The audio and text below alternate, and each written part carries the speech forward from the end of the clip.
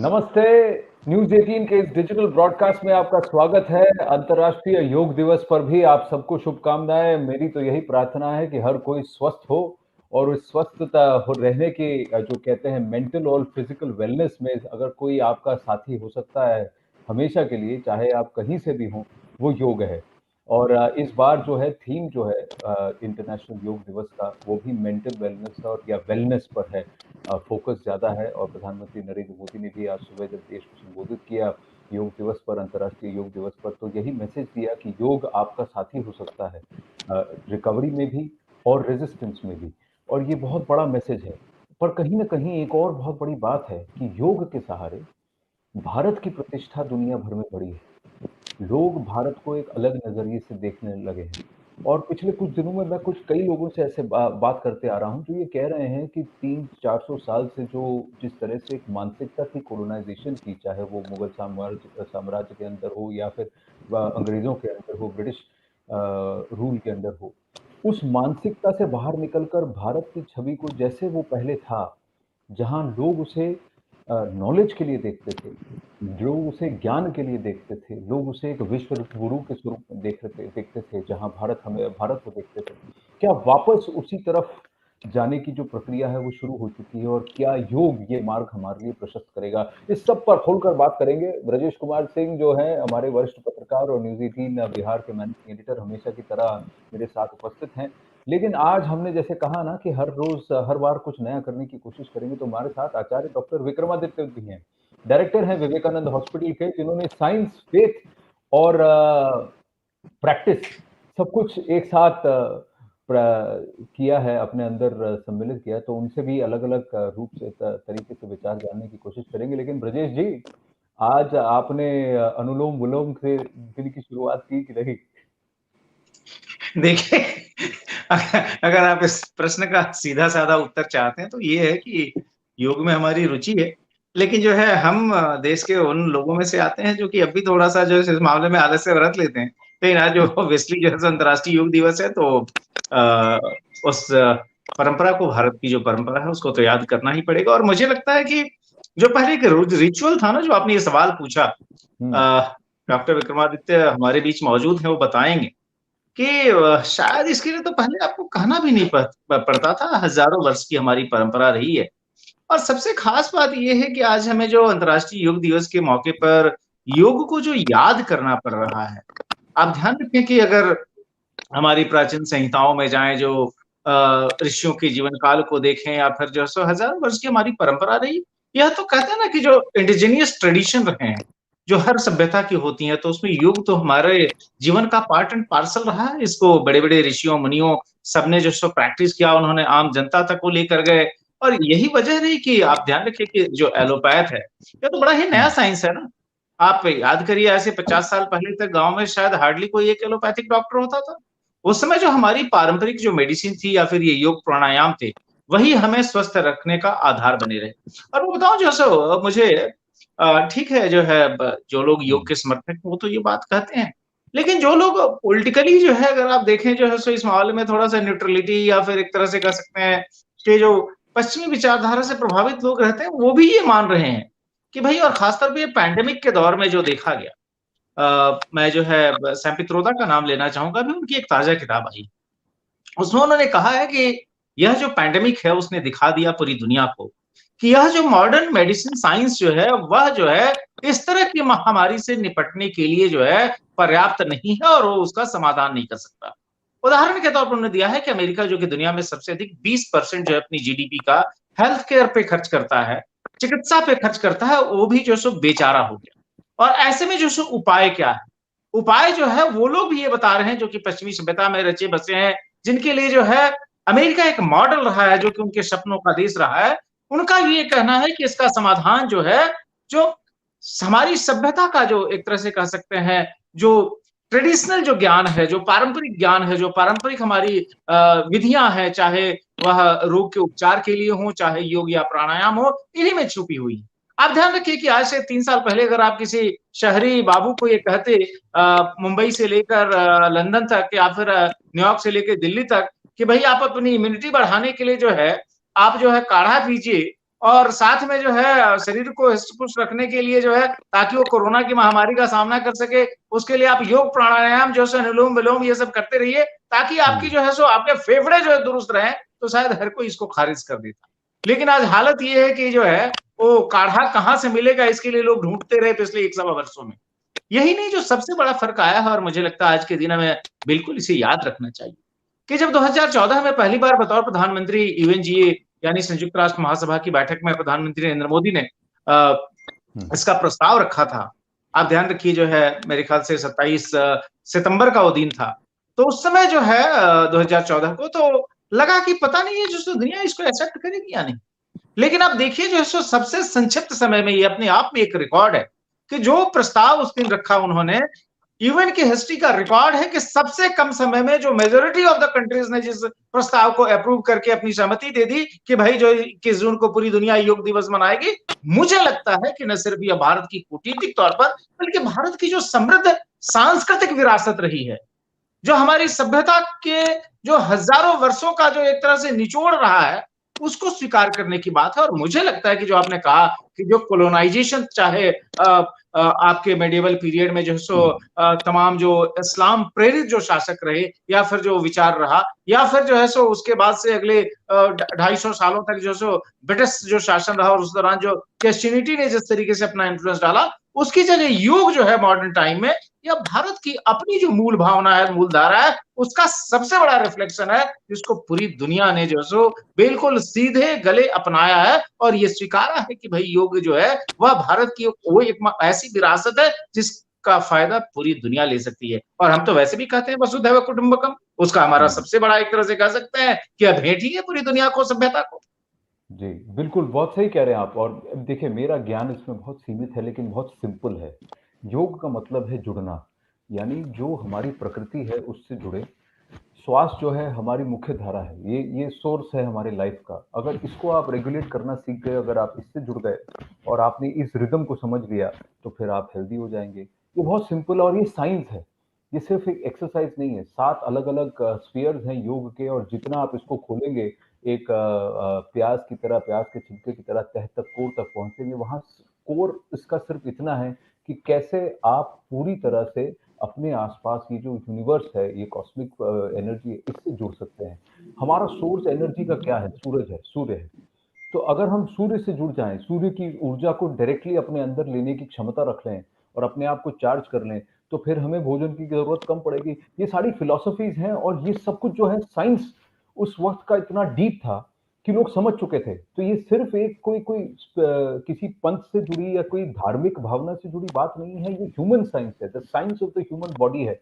भगवद गीता में भी दूसरे चैप्टर का नाम सांख्य योग है, यानी कि जुड़ना हर लेवल पर आप कैसे अपने आसपास की प्रकृति, अपनी सृष्टि से, संसार से, आत्मा और परमात्मा से जुड़ सकते हैं। ये एक साइंस ऑफ रियलाइजेशन है। ये कोई ये और इसीलिए इसको समझने की ज़रूरत है।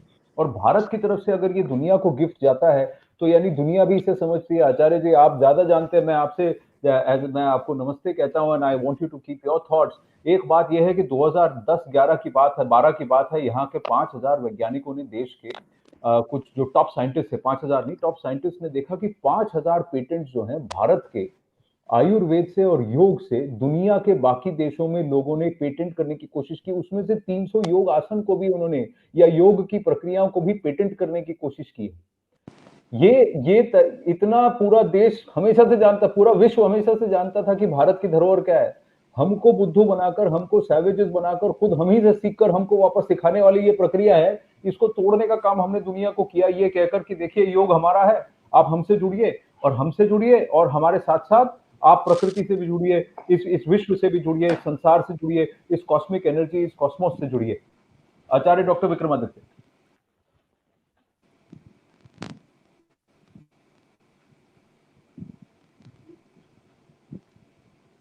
जी आचार्य जी।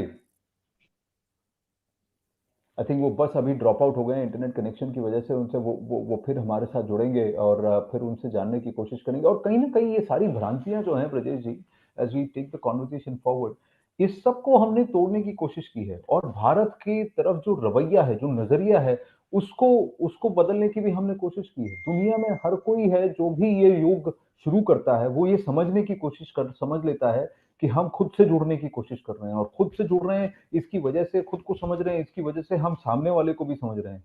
और ये जो है, ये डेप्थ है हमारा, जिसको कि शायद अब दुनिया भी जानने लगी है, दुनिया भी समझने लगी है। और और जैसे आप कह रहे थे कि ये जो पैंडेमिक का काल है, कोविड-19 का काल है, इसमें हमको समझ में आ गया कि हमारी साँसें कितनी ज़रूरी हैं। किस तरह से हम साँस लेते हैं, किस तरह से हम अपने आप को रेगुलेट करते हैं, वो कितना ज़रूरी है।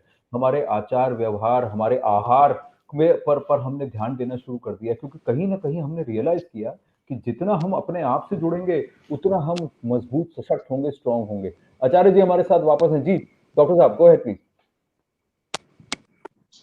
जी, देखिए आनंद जी, सबसे पहले तो सब पूरे विश्व को आज योग दिवस की बहुत-बहुत शुभकामना। और योग भारतीय संस्कृति का अभिन्न अंग, और अभी जिस प्रकार चल रहा था योग के ऊपर एक स्वच्छंद भाव से इंटरप्रिटेशन थे, वो वास्तविकता समझाने का प्रयास कर रहे थे बहुत सुंदर तरीके से। और आज आवश्यकता है कि योग को लोग समझें। आज हमने ना केवल योग को योग आसन तक सीमित कर दिया है, इस बात को समझें। पतंजलि योग सूत्र सबसे पुराना प्राचीन ग्रंथ योग का है, और उसके अंदर सबसे पहला प्रिंसिपल जो है, उन्होंने योग आसन को वहां डिस्कस नहीं किया।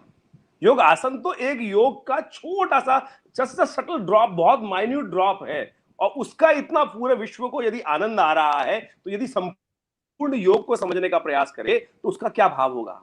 योग का सबसे पहला प्रिंसिपल है अथ योगानुशासनम, अनुशासन ही योग है। और यह फिलॉसफी एक ऐसी चीज है कि वास्तविक, चाहे वो बिजनेस कर रहा है, वो काम कर रहा है, चाहे आप टीवी चला रहे हैं, चाहे आप एंकरिंग कर रहे हैं, चाहे आप कोई गलत काम भी कर रहे हैं, तो उसके अंदर क्या चीज, किस प्रकार के 7 रूल्स ऑफ प्रिंसिपल हो सकते हैं, योग वो सिखाता है, वो फिलॉसफी है। और हम खाली इस बात को समझे कि शारीरिक स्वास्थ्य प्राप्त करने के लिए हम योग को अपनाने का प्रयास करें, नहीं नहीं, संपूर्ण योग तो वास्तविक तौर पे आपकी शारीरिक योग, बात करते हैं एलोपैथ है, जो मेडिसिन साइंस है, वो केवल 20% या 20% डिसीज को ठीक कर पा रही है, परंतु योग तो जो साइकोसोमैटिक डिसीजेस हैं, 80% से ज्यादा साइकोसोमैटिक डिसीज है, वो मनोभाव, मनोवृत्ति से जुड़ी डिसीज है, उनको करने का काम करता है। अभी ब्रजेश जी ने कि भारत के अंदर योग आवश्यकता नहीं है। विवेकानंद जी एक बार अमेरिका जब थे, तो वहां किसी ने पूछा कि महाराज आप हिंदुस्तान को छोड़कर यहां पर सिखाने आ गए योग, अमेरिका में कुछ हिंदुस्तान में पूरा हो गया क्या योग? तो उन्होंने एक बात बोली कि तो वहां तो बच्चा योगी है, वहां योग सिखाता नहीं है। तो भारत में जो जन्म लेता है वो तो अनादिक जन्म से ही योगी है।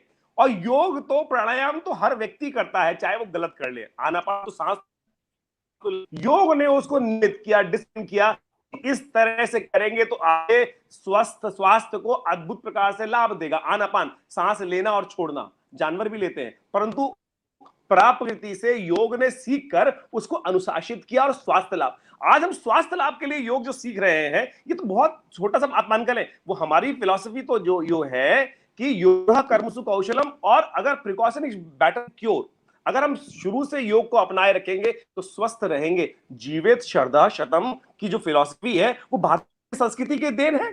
और हमारे पूर्वज थे, मैंने एक शायद डिबेट पे आपसे कुछ दिन पहले बोला कि वो सब कितने दीर्घजीवी होते थे।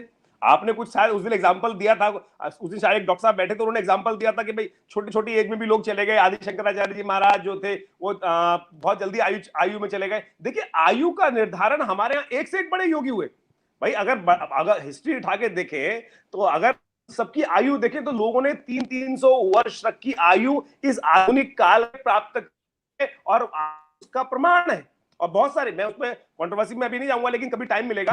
परंतु योग, आज समस्या ये हो गई है कि हम योग से दूर हो गए। क्यों? क्योंकि ना हम हिंदू रहे, ना मुसलमान रहे, ना पाश्चात्य रहे, ना हिंदुस्तानी रहे, क्योंकि हमने आधी चीजें हर जगह से अपनाने का प्रयास कर लिया। योग भारतीय संस्कृति में इस प्रकार से रचा बसा था अनादिकाल से कि बच्चा पैदा होते ही उसको योग तक तरह, अगर पूजा करेगा, पाठ करेगा, सूर्य नमस्कार को पूजा का अंग बना दिया गया, शुगर कोटेड ढंग से। ऐसे नहीं कि भैया बीमार होगा तब करियो ना, शुगर कोटेड ढंग से। हमारे यहाँ साधना के हर व्यक्ति को कह दिया गया पुराने जमाने में कि भैया करनी है, करेगा तो प्राणायाम करेगा तो ओम का उच्चारण करेगा, उच्चारण करेगा तो उससे लॉन्ग ब्रीथ रहेंगी तो रेस्पिरेशन ठीक रहेगा, रेस्पिरेशन ठीक रहेगा तो उसको आलस्य नहीं आएगा, चैतन्य रहेगा, बुद्धि ठीक रहेगी, और जो ऑक्सीजन की सप्लाई है शरीर के अंदर वो ठीक रहेगी। उसके बाद आप पूरी तरह से मान के चले जितने पूजा पाठ के क्रियाकलाप है उन सब में किसी ना किसी प्रकार से योग को सम्मिलित किया गया, आसनों को मांग ले। और उसके बाद ध्यान, तो हर मंत्र जप के अंदर वो मंत्र जप भी वास्तविक तौर पे मंत्र योग का भाग, ध्यान भाग है के अंतर्गत आता, तो हर चीज के अंदर। अब ध्यान को योग के एक जो भाग है, यम नियम आसन प्राणायाम प्रत्याहार धारणा ध्यान समाधि को, हम लोगों ने ध्यान को एक ऐसा मान लिया है कि आंख बंद कर योगी बैठा है, और वही एक फिलॉसफी हमारे दिमाग में चल गई है कि जैसे अश्व ने सफेद आटे को घोल के पानी में पी लिया और उसकी माँ ने कहा यही दूध है और उसने मान लिया वही दूध है, तो हमने भी वही मान लिया कि योगी की तरह आंख बंद करके बैठना ही ध्यान है। परंतु ध्यान की वास्तविक बात यह है, गाना गाना भी ध्यान है, खाना खाना भी ध्यान है, गाड़ी चलाना भी ध्यान है, लिखना भी ध्यान है, कैमरे पे काम करना भी ध्यान है। हल्का सा ध्यान अगर डिप्लीट हो गया, इधर चला गया, तो क्या वो काम ठीक से हो पाएगा? तो योग की जो पहली फिलॉसफी है अथ योगा अनुशासनम, वो हमें अनुशासित होना सिखाती है। वो ये नहीं कहा कि स्वास्थ्य कर, अरे सबसे पहले अनुशासित तो हो। मैं गाड़ी चला रहा हूं, आप यम नियम आसन प्राणायाम प्रत्याहार धारणा ध्यान समाधि की सबसे पहला है यम। यम का मतलब है तो कंट्रोल। अगर मैं गाड़ी चला रहा हूं तो गाड़ी पे जाते ही सबसे पहले एक्सीलेटर पे पैर होते ही में करता है मैं सीधा सीधा जो टॉप है उसको प्राप्त कर लूं। तो योग का जो दूसरा भाग है नियम, वो डंडा आया था पुलिस का, नियम फॉलो कर, नियम फॉलो नहीं करेगा, नियम फॉलो करते ही यम कंट्रोल करोगे तभी नियम का पालन कर पाओगे। तो योग को आज हम वास्तविक तौर पे ये समझे कि केवल शारीरिक उठा पटक कर्तव्य दिखाना या ये तो हठ योग का एक छोटा सा भाग है। और वास्तविक योग की फिलॉसफी जो लोग समझने का प्रयास करेंगे, समझती योग ने उसको समझाने का प्रयास किया, फिलॉसफी को समझकर तो जीवन क्या कुछ उत्पन्न कर सकते हैं। और बाहर, मुझे नहीं लगता कि बाहर की किसी फिलॉसफी की हमें जरूरत पड़ेगी, बाहर के किसी दर्शन की, किसी साइकेट्रिस्ट की हमें इलाज की जरूरत पड़ सकती है। हमारा दर्शन, योग दर्शन संपूर्ण है, उसको हमें समझने की आवश्यकता है। हमने योग को बेसिकली आज से कुछ वर्ष पूर्व अध्यात्म का विषय मान लिया, हिंदू धर्म से जोड़ दिया। अरे योग का किसी धर्म से कोई रिलेशन नहीं है। बिल्कुल बिल्कुल, आपने बहुत सही कहा ये बात कि ये एक साइंस है, ये science of the human body है कि आप कैसे प्रकृति के सारे तत्वों से, उन एनर्जी से अपने आप को जोड़कर रखें ताकि आपकी ट्यूनिंग अलाइंड हो।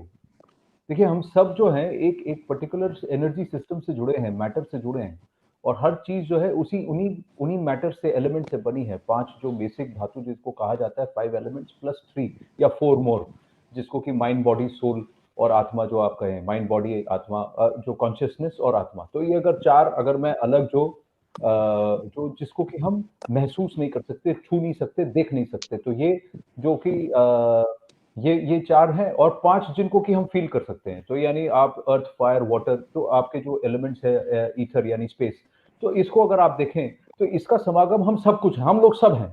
तो इसको अगर आप साइंस की अगर आप समझें तो आप खुद एक एक्सरसाइज कर लीजिए। अभी इस लाइव ब्रॉडकास्ट में हम बैठे हैं, आप एक नाक बंद करके इस नाक से सांस लेकर छोड़िए, और ये नाक बंद कर इसी से सांस लेकर छोड़िए, और आप मुझे बताइए कि आप दोनों तरफ से बराबर कर पा रहे हैं कि नहीं।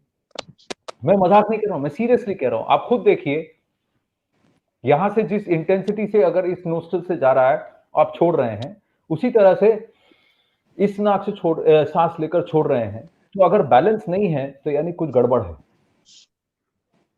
बैलेंस नहीं है तो कुछ गड़बड़ है। आप जब भी अपने आप को थोड़ा सा विचलित महसूस करें, आप बस इस बैलेंस को अचीव करने की कोशिश कीजिए। साइंस है सिर्फ कि आपके अंदर जो एनर्जी जो जा रही है उसको आप रेगुलेट कर रहे हैं। साइंस है, साइंस। ये स्पिरिचुअली आपको कुछ और सोचने की जरूरत नहीं, आपको सिर्फ इस सांस के अंदर फोकस करने की जरूरत है। और ये जो है योग का 0.01% है, सिर्फ 0.01% की लेवल पे ही मैं आपको बता रहा हूं मेंटल वेलनेस का फर्स्ट की ये हो गया। और मैंने कई बार इसको ट्राई किया। जब आपको फोकस करना है, ध्यान करना है, अपने सांस को अंदर लीजिए और फिर धीरे धीरे धीरे 10 काउंट्स पर आप छोड़िए, इसको आराम से छोड़िए। आप देखिए अपने आप को एक बैलेंस लेवल पे महसूस करेंगे, और कहीं ना कहीं आपको पता लगेगा कि यहाँ पर आपकी एनर्जी फोकस हो रही है, और आपका ध्यान, आपको क्या कहना है, कहाँ आना है, कैसे करना है। जो फाइनल काउंट्स होते हैं ना, 5 4 3 2 1, उस वक्त आपने एक सांस ली और किया, बस इस सांस से ही आपका बैलेंस हो गया। आप सोचिए कि कितना डेप्थ है हमारी साइंस में और हमारी अंडरस्टैंडिंग में, ज्ञान में हम कहाँ तक पहुंच गए थे, और ये ज्ञान कहीं विलुप्त हो गया और हमने ही इसको सीखना बंद कर दिया। ये योग दिवस और पिछले 7 साल में ये हुआ है कि हम खुद को भी पहचानने लगे। दुनिया हमें एक अलग, विश्व हमें अलग नजरिए से देख ही रहा है, पर हम भी खुद को पहचानने लगे हैं। ब्रजेश जी आराम से सुन रहे हैं, थोड़ा सा आपको आप क्यों ऐसा हंस रहे हैं जो मैं कह रहा हूं? आप खुद ट्राई करके देखिए ब्रजेश जी, आपको फिर फर्क पता लगेगा।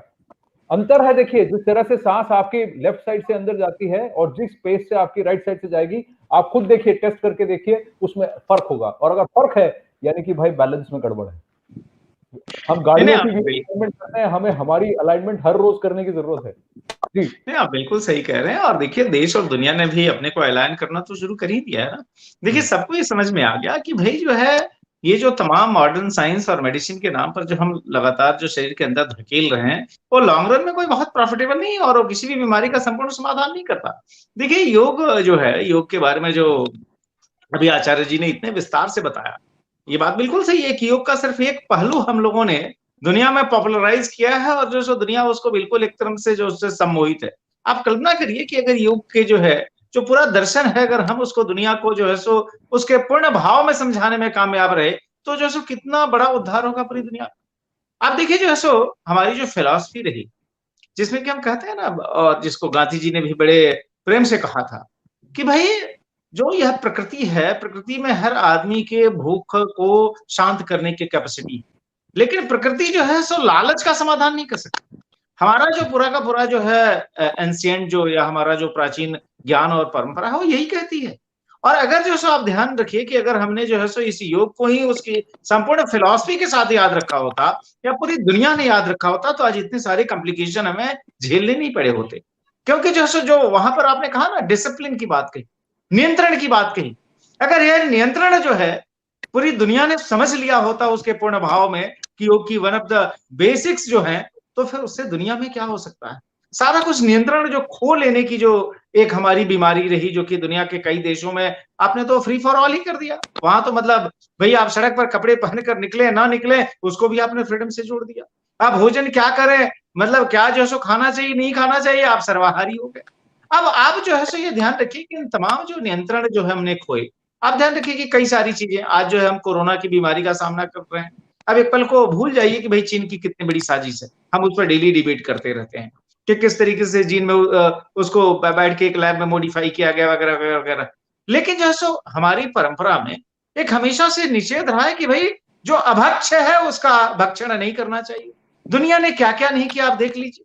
तो मुझे लगता है कि यह जो है सो सब कुछ अंतर्राष्ट्रीय योग दिवस पे जब हम लोग बात कर रहे हैं, तो भारत की जो ग्रेटर फिलॉसफी है, जो दर्शन है, अगर उसको योग के जरिए ही समझने की कोशिश करेंगे, तो मुझे लगता है कि यह जो बात जो है ना, वो जो सिर्फ अनुलोम विलोम या भ्रमरी से काफी आगे निकलकर और ये पूरी दुनिया को ये संतोष देने का काम करेगी, पूरी दुनिया को संपूर्ण तरीके से हेल्दी बनाने की कोशिश करेगी, न सिर्फ शारीरिक तौर पर बल्कि मानसिक तौर पर। और मुझे लगता है कि धीरे धीरे इस बात को दुनिया ने समझा है, और यही वजह है कि आप ध्यान रखें कि भारत में तो योग है, सदियों से है। और जैसा कि आचार्य जी ने बताया, हमारी परंपरा का हिस्सा है। पूजा से लेकर तमाम चीजें जो हम करते हैं, योग ही करते हैं।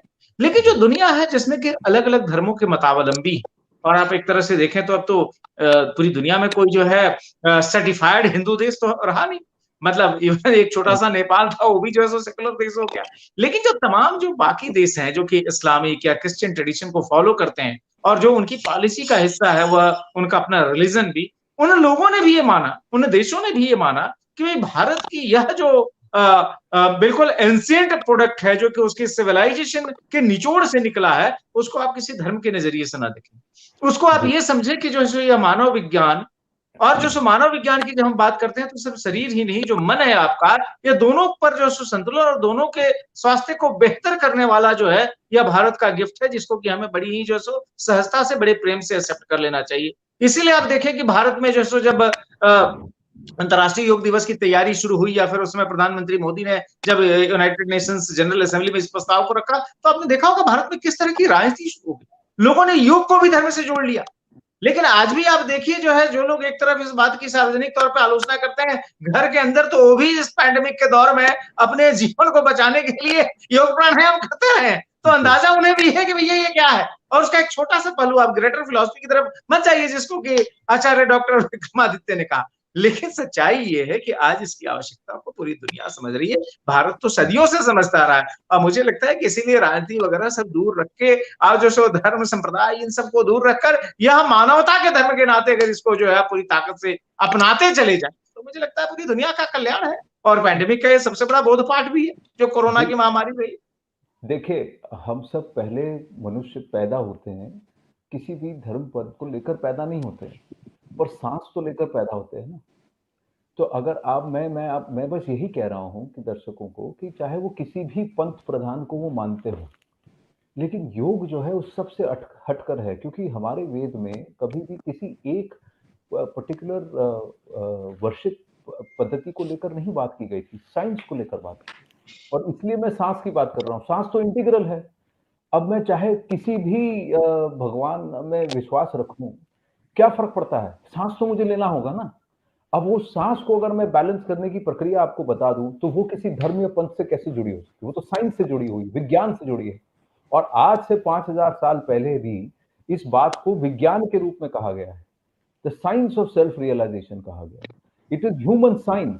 योग जो है ह्यूमन साइंस है। अगर विज्ञान है तो विज्ञान का तो किसी से ज्ञान की बात है, जानने की बात है। तो ये तो किसी इंडिविजुअल फेथ या पंथ से तो जुड़ा नहीं है। हाँ, जुड़ गया ओवर पीरियड ऑफ टाइम, क्योंकि कई सारे जो ऋषि मुनि जिन्होंने इसको सीख लिया था, ये कॉम्प्लेक्स है, तो उसको सिंप्लीफाई करने के लिए, जैसे आचार्य जी कह रहे थे, हमारी डेली रिचुअल्स में ये उसका उन्होंने एक अभिन्न अंग बता दिया और कहा कि करो। और फिर धीरे धीरे धीरे धीरे वो कहीं डाइल्यूट होकर वो एक प्रक्रिया में, एक पद्धति में चला गया, और फिर लोग उसका अर्थ समझना भूल गए। लेकिन अगर आप अर्थ समझने जाएंगे तो बहुत बहुत गहरा है ये बात बहुत गहरी है। इन्होंने ध्यान की बात की। आप कोई भी काम करते वक्त अपने आप को अगर आप सेंटर्ड रखते हैं, तो उसमें ध्यान की प्रक्रिया है। यम और नियम की इन्होंने बात की, discipline and dedication followed by rule, इन एक स्ट्रक्चर्ड फॉर्म में आपको करना है। तो यम और नियम तो है, इसका कोई रिलीजियस कॉनोटेशन नहीं है, बिल्कुल भी अध्यात्म से यानी किसी के पंथ से जुड़ा हुआ नहीं है।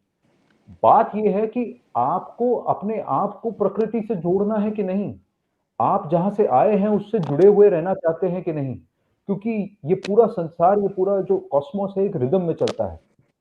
अगर आप उस रिदम से अलाइंड हो गए तो आप स्वस्थ रहेंगे और आपकी आयु लंबी रहेगी।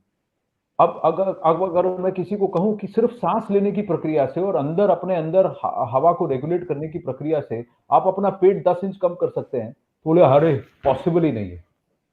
पर पॉसिबल है, क्योंकि इसमें साइंस है। ये कोई जादू टोना नहीं है, सिर्फ साइंस है। वो कमाल कर रहे हैं भाई साहब, हम तो 10 किलोमीटर हर रोज दौड़ते हैं, सब डाइट किया, पेट अंदर नहीं जा रहा है। सांस को कंट्रोल करो, सांस लेना सीखो, ये बेसिक है। मैं तो बस बेसिक साइंस पर जाके बात कर रहा हूँ, मैं अभी भी वहीं पे अटका हूँ, बेसिक्स पे। क्योंकि अगर आप इस बेसिक्स की अहमियत समझ गए, अपनी सांस की प्रक्रिया को चैनलाइज करने की प्रक्रिया को ही आप अगर समझ गए, तो फिर आप जानेंगे कि देखिए इसमें धर्म वर्म की कोई बात ही नहीं, ये साइंस है। और एक बार आप वो जो लाइन है उसको क्रॉस कर गए ना, फिर उसके बाद तो फिर ज्ञान का भंडार है। ये अनलिमिटेड अमाउंट ऑफ नॉलेज है ये, जिसको कि आप सीखते जाएंगे, और जितना आप सीखते जाएंगे उतना आप उसमें घुसते जाएंगे। आप डॉक्टरेट कर सकते हैं। अगर कोई रिलीजन से जुड़ा होता तो इसमें आप डॉक्टरेट और साइंस, अगर रिलीजन से जुड़ा तो इसको पेटेंट क्यों करने की कोशिश कर रहे हैं?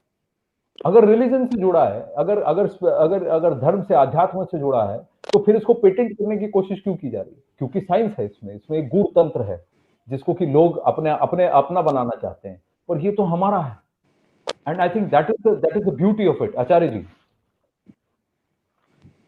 जी बिल्कुल आनंद जी, आप जो भी बात कर रहे थे, सबसे पहले तो मैं कहूंगा, जो आप रिदम की बात कर रहे थे साइंस की, उसको स्वर विज्ञान कहा जाता है। योग विज्ञान के अंतर्गत एक शाखा है स्वर विज्ञान। स्वर विज्ञान यानी आपकी नासिका के दो स्वर हैं, एक सीधा एक उल्टा, एक सूर्य है एक चंद्र है। और चमत्कारिक बात है कि आज हम लैब्स के पीछे टेस्ट कराने के लिए भागते हैं, जस्ट टू डायग्नोज आवरसेल्फ कि वेदर वी आर हेल्दी और नॉट।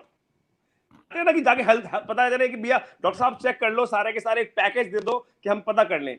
मैं आपको इस नाक से बता देता हूं कि एक योग का विज्ञान का स्वर योग तरीका है कि यदि संडे को सूर्य जो सीधा स्वर है वो सूर्य स्वर है, उल्टा स्वर चंद्र स्वर है, और एक साथ दोनों कभी नहीं चलते। 2.5 घड़ी बाद स्वर बदल जाते हैं। 2.5 घड़ी बाद, 2.5 घड़ी यानी करीब करीब 1 घंटे बाद। 24 मिनट की एक घड़ी होती है और 2.5 घड़ी का मतलब हो गया 60 मिनट। 60 मिनट के बाद स्वाभाविक तौर पर यह श्वास बदलता रहेगा। संडे के दिन सूर्य उदय के समय पर आप यदि आंख नाक को स्वर देखें और सीधा स्वर चल रहा है, यानी आंख नाक को जैसा आपने कहा था, सांस निकालो इधर से, फिर इधर से निकालो, एक से रुक के आ रहा होगा, एक से क्लियर आ रहा होगा। जो क्लियर आ रहा है वो स्वर चल रहा है। देखिए कितना वैज्ञानिक है शरीर, और हमारे अनादि ऋषि मुनियों ने बढ़िया से समझा। और संडे को यदि सूर्य के समय पर सूर्य स्वर, then you are perfectly okay, you are perfectly healthy, need not to worry, आप बिल्कुल स्वस्थ हैं। ये स्वर विज्ञान, स्वर योग का एक छोटा सा प्रभाव है। सोचिए कि जब और कैसे साइकोसोमेटिक आपके मस्तिष्क के 2 भाग है, राइट एंड लेफ्ट, और उसको रीजनिंग को कैसे ठीक करना है, ये स्वर विज्ञान वहां तक आपको जोड़ने का प्रयास करता है। कहां पर आपको रीजनिंग बढ़ेगी, कहां आपको, यदि आप गर्मी में जा रहे हैं, आप, मैं छोटा सा एग्जांपल दे रहा हूं कि स्वर विज्ञान केवल नासिका प्राणायाम कितना चमत्कार है। आपको लू लग जाए बाहर, यहां कोई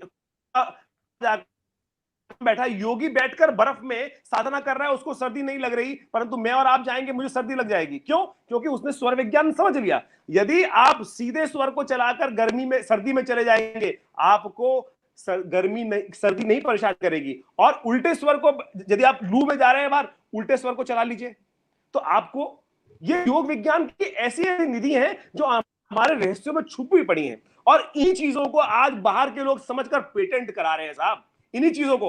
और हमारे यहाँ अगर कोई बात उठा देगा, बोले बकवास है, फालतू बात, बकवास मतलब मत करो। हमारे तो मतलब फिलॉसफी ही हो कि योग को, किसी भी चीज को उठाकर आयुर्वेद जैसी चीज को आपने धर्म के साथ जोड़ दिया, तो क्या मूर्खतापूर्ण काम रहा।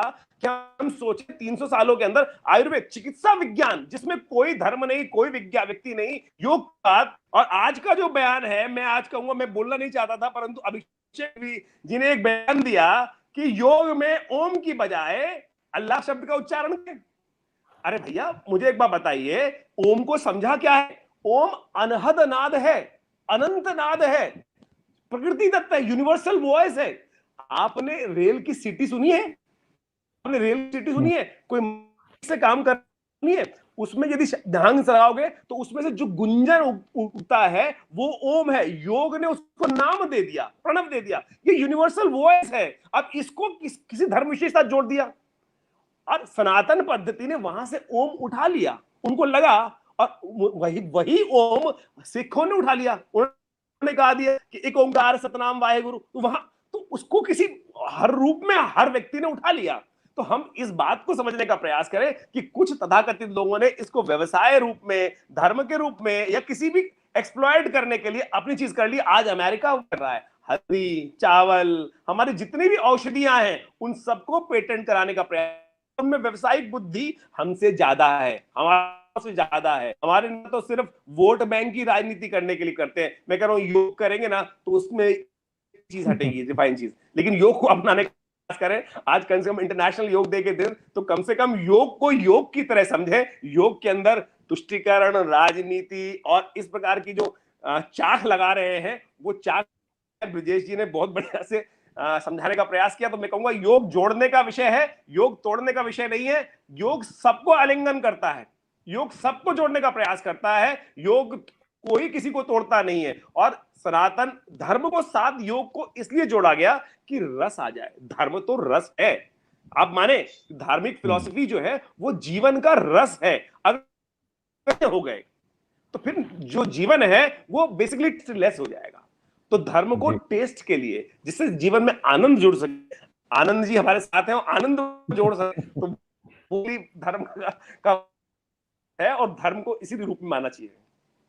बिल्कुल। और मैं ऐसे कहता हूं कि चाहे आप किसी को भी सोच लीजिए, आपको अगर लगता है कि कहीं ना कहीं ये धर्म से जुड़ रहा है तो ठीक है, पर आपको लेकिन यूनिवर्स से तो जुड़ना है ना।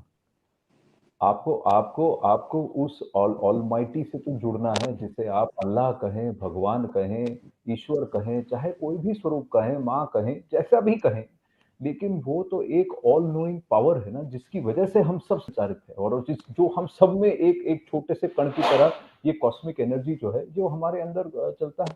आप जैसे भी इससे जुड़ना चाहें, अगर एक एक पद्धति ऑलरेडी आपके सामने है जो कि साइंटिफिक तरीके से रिसर्च्ड है, और जिसका गुण तंत्र ये है कि जो आप करेंगे इन प्रैक्टिसेस का पालन करने से आपकी वेलबीइंग बढ़ जाएगी। मेंटली, फिजिकली आप कनेक्टेड टू द यूनिवर्स भी रहेंगे, और आप हेल्दी भी रहेंगे, और कहीं ना कहीं संतुलित रहेंगे। अगर ये आपको एक साइंस आपके लिए रेडी है, तो क्यों ना आप इसको आजमाएं। आप ट्राई कीजिए, अपने लेवल पर ट्राई कीजिए। हाँ, आलस्य से थोड़ा आगे निकलना पड़ेगा। निकल कर फिर एक बार आप शुरू करेंगे, और उसके बाद आपको इसका गेन मिलता रहेगा, तो फिर आप इसको कंटिन्यूअस करते रहेंगे। फिर वो यम और नियम वाला जो वो जो साइकिल है, वो फेज है, वो आ जाएगा। और लेकिन कहीं ना कहीं इसको इस योग का प्रयोग ब्रजेश जी, एक स्ट्रेटेजिकली अगर देखा जाए तो भारत ने इसे दुनिया को अपने साथ जोड़ने के लिए भी इसका प्रयोग किया है। और ये जो कूटनीति है, बहुत बढ़िया नीति है प्रधानमंत्री नरेंद्र मोदी की, कि भारत की विश्वसनीयता, एक विश्व गुरु जो है, एक नॉलेज का जो एक भंडार है, वो प्रोजेक्शन जो है वो करने में प्रधानमंत्री नरेंद्र मोदी सक्षम हो। निश्चित तौर पर, क्योंकि आप ध्यान रखिए कि 2014 में जब उन्होंने मई के महीने में देश के प्रधानमंत्री की कुर्सी संभाली, उसके बाद से जो उनकी विदेश नीति रही, विदेश नीति में जो दो बड़े जो उसके कॉर्नरस्टोन कह सकते हैं, या जो दो बड़ी प्राथमिकताएं कह सकते हैं, वो ये रही कि एक तो ये कि जो भारत की जो अपनी सांस्कृतिक ताकत है, विरासत है, वो जो सो कूटनीति का अहम हिस्सा रहेगी। और इसीलिए उन्होंने कूटनीति में जो है, जो शब्द बहुत कम प्रयोग होता था, सांस्कृतिक कूटनीति, कल्चरल डिप्लोमेसी, उसको लगातार स्ट्रेंथन किया। दूसरी जो बात थी वो ये थी कि भाई जो सो भारत की जो विदेश नीति जो है, भारत के अपने जो है हित हैं, उसके हिसाब से तय होगी। ये नहीं कि दुनिया का कोई देश उसके बारे में क्या सोच रहा है, उसके हिसाब से तय होगी। और उसका बेस्ट उदाहरण आप देख लीजिए जो हमने मिडिल ईस्ट में किया, कि हमने इजराइल से अपनी शर्तों के तहत जो अपने रिश्ते बढ़ाए, हमने अरब के देशों से अपनी शर्तों के तहत रिश्ते बढ़ाए। ये नहीं कि अरब के डर से इजराइल से हम संबंध न रखें, इजराइल के डर से अरब देशों से संबंध न रखें। जो पहली बात मैंने कही, सांस्कृतिक कूटनीति। अब आप देखिए, भारत की जो सांस्कृतिक विरासत है, वह जो है इतनी बड़ी है कि अगर हम उसका सिर्फ इस्तेमाल करने में लग जाएं, सिर्फ हम दुनिया को उसकी याद दिलाने में लग जाएं कि भाई किस तरीके से आप हमारे रहे हैं।